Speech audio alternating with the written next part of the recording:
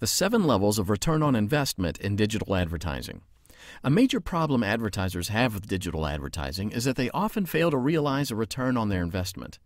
This failure can be traced to their product, their message, their brand promise, or any number of other causes.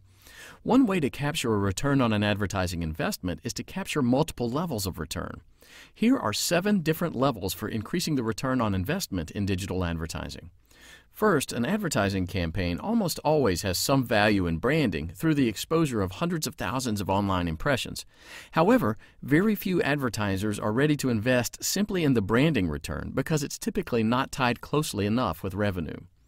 Second, a more concrete return on investment is not just branding exposure where the viewer sees an advertisement out of the corner of their eye, but sees the ad, engages, and responds by clicking on it, creating a visitor to the target website.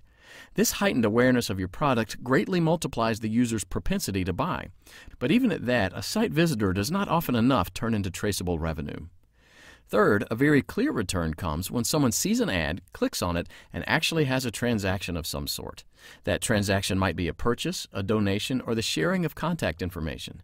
This measurable return is what most advertisers are after.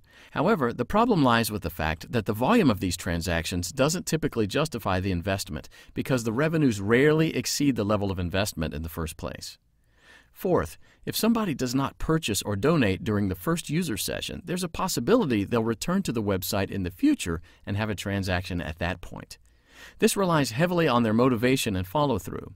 However, the volume in the 4th level is usually much smaller than the volume in the 3rd level. Fifth, in some cases when a viewer sees an ad on one site and clicks through to the target site, they might not purchase during that session or a subsequent session on the site, but they may actually go purchase on a different site. This is often true in the publishing world, where the advertiser exposes a viewer to a book and then takes them to a website where they learn more. But instead of purchasing on that website, instead they go to Amazon.com or BarnesandNoble.com and make the purchase there for a discounted price. Such transactions might generate a greater volume, but they are at much slimmer margins. Sixth, a solid return on investment in advertising begins to be realized when a first-time visitor can be converted into a long-term relationship.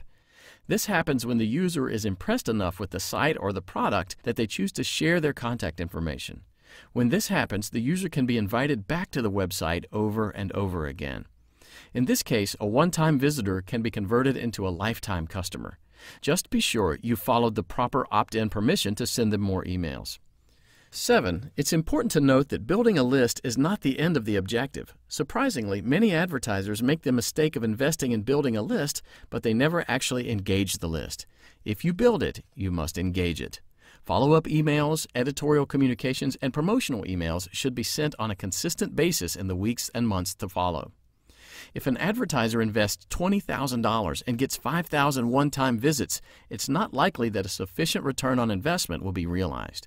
However, if a $20,000 investment results in 2,500 new relationships that can be engaged over a period of months and years, the likelihood of a substantial return on investment is greatly increased.